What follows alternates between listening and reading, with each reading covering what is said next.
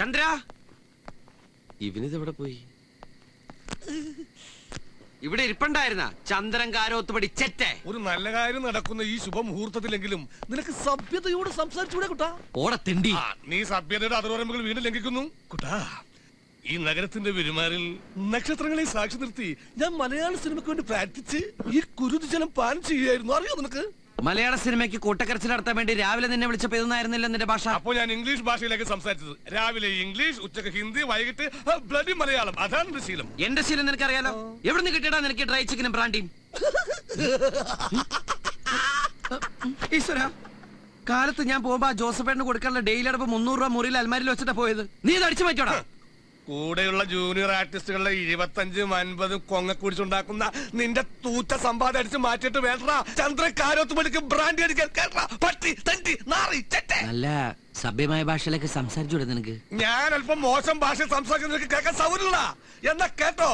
മലയാള cinema ഉള്ളോടത്തോളം കാലം വരെ ഈ കാരോത്ത് പഠി ചന്ദ്രൻ അന്തസ്സായിട്ട് ജീവിക്കും. ജൂനിയർ ആർട്ടിസ്റ്റ് ആണ് അങ്ങനെ കൂവാൻ പോയിട്ടാണ്.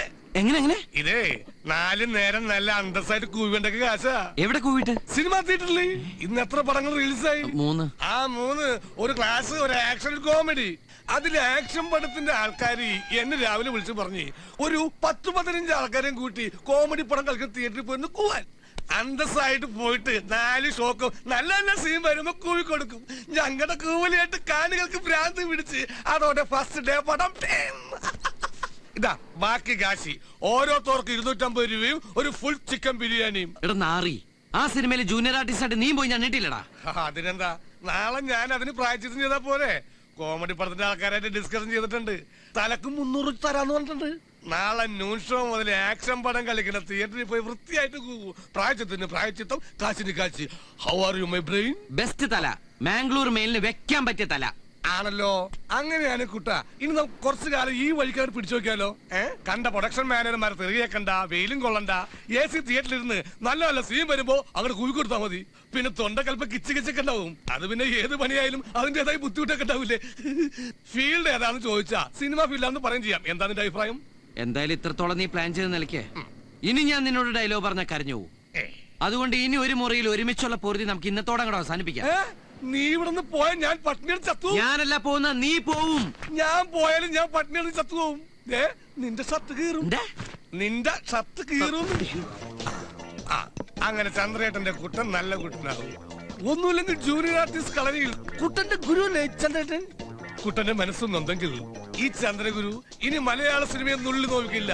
JC ഡാനിയലാണ് സത്യം. നമുക്ക് നമ്മുടെ പഴയ ജൂനിയർ ആർട്ടിസ്റ്റ് പണി തുടരാം. നാളെ എവിടെ ലൊക്കേഷൻ? എന്താ സീ? സർക്കാർ ആശുപത്രി, മദ്യ ദുരന്തം. മാസ്റ്റർ ഡെലിവറി എല്ലാം പോയേ, എല്ലാം പോയേ, എല്ലാം പോയേ.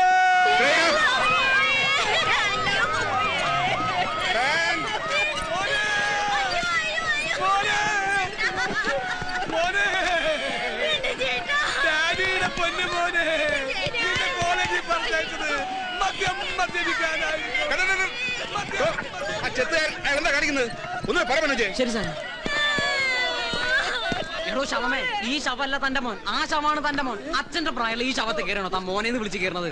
ഉള്ളതിലും നല്ല ശവത്തിനൊക്കെ സെലക്ട് ചെയ്തെടുത്താ. സെലക്ട് ചെയ്ത് നീ ആരടാ? അവര് പറഞ്ഞത് കേട്ടപ്പോരെ. സാറേ, ഇവന് ഉച്ചക്കുള്ള ചോറ് കൊടുക്കണ്ട. സിനിമന്റെ ചോറ കിടക്കണോ? താൻ വെള്ളടിച്ച് തട്ടിപ്പോയ ശവാണ്. ഷാജി, അയാളുടെ വായിലൊഴിച്ച് കൂടുതൽ പതച്ചു കൊടുത്തേ.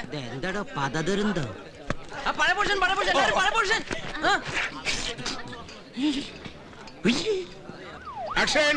ഈ പ്രൊഡക്ഷൻ കൺട്രോളർ എബ്രഹാം ഇങ്ങനെ സാറിന് വിശ്വസിക്കാം? നശിപ്പിച്ചു. ഫ്രെയിമിൽ കറിയുന്നതാണോ തന്റെ ഫോൺ വിളി? 4-5 ഫോൺ കൊണ്ട് നടന്നിട്ടെന്താ? ഒരു ഗുണമായിട്ടില്ല താനും. നിന്റെ കൺട്രോളിംഗ് ഒക്കെ ക്യാമറയുടെ പുറകിൽ മതി. മറിയിക്ക്. സോറി സാർ, ഒരേ സമയം 4 പടങ്ങൾ ഒരുമിച്ചാണ് സാർ ഞാൻ കൺട്രോൾ ചെയ്യുന്നത്. അതിന്റെ ടെൻഷനിൽ എന്റെ കൺട്രോൾ പോയതാ. ഒരു നിമിഷം ഞാൻ ജോഷി സാറിന്റെ ലൊക്കേഷനിലായി പോയി. Don't repeat.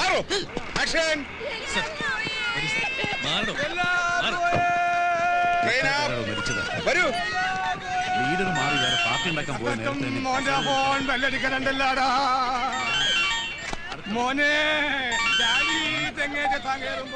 ഹലോ, അതെ ആനന്ദക്കുട്ടനാ. നാളെ സെക്രട്ടറിന്റെ പഠിക്കല് 50 പേര് നിരാഹാരം കിടക്കാൻ വേണമെന്നോ? അതെ സാറേ, ഞാനിപ്പോ മരിച്ചു കിടക്കാം. ഞെട്ടല്ലേ ഷോട്ടില്ല. ഞാൻ ഈ മരണത്തിൽ നിന്ന് ജനിച്ചതിന് ശേഷം വിളിക്കാം. രാജകുന്നുങ്ങളും. അപ്പൊ തല്ലിപ്പൊളി ഫുഡായിരിക്കും. ഓക്കെ, അവിടെ നിർത്ത്. ഇക്കൂട്ടത്തിൽ ആർക്കെങ്കിലും പേടിയുണ്ട് ഉസ്മാനെ? വണ്ടി ഓഫ് ആക്കണ്ട, സ്റ്റാർട്ട് ചെയ്തിട്ടോ. അല്ലെങ്കിൽ തന്നെ ഇവിടെ ആർക്കാ പേടി? അഥവാ നിങ്ങൾക്ക് ആർക്കെങ്കിലും പേടി ഉണ്ടെങ്കിൽ എന്റെ ചുറ്റിനും കിടന്നോ. ഉസ്മാനെ വണ്ടി സ്റ്റാർട്ടാക്കി നിർത്തിക്കോട്ടെ. ചന്ദ്ര, അപ്പൊ തുടങ്ങാം. തുടങ്ങിക്കോ. ഇന്ന് ഫ്ലാഷ് ബാക്ക് എവിടെ മുതലാ? മുറ്റത്ത് പിച്ച വെച്ച് കിടക്കുന്ന കുട്ടിക്കാലം മുതലോ, അതോ ആശുപത്രിയിൽ അച്ഛന്റെ ഡെഡ് ബോഡി വാങ്ങാൻ കാശില്ലാതെ കരഞ്ഞുകൊണ്ട് നിൽക്കുന്ന 14 വയസ്സ് മുതലോ? എവിടെ തുടങ്ങിയാലും ക്ലൈമാക്സിന് മാറ്റം ഉണ്ടാവില്ല. അതെന്താടാ? അയാള് പിടിച്ചാട്ടും. നിന്നല്ല അവന്. ഇതുപോലെ ശബ്ദ ഗാംഭീര്യത്തിൽ പറയണം. നിന്റെ ശബ്ദത്തിന് പവറില്ല.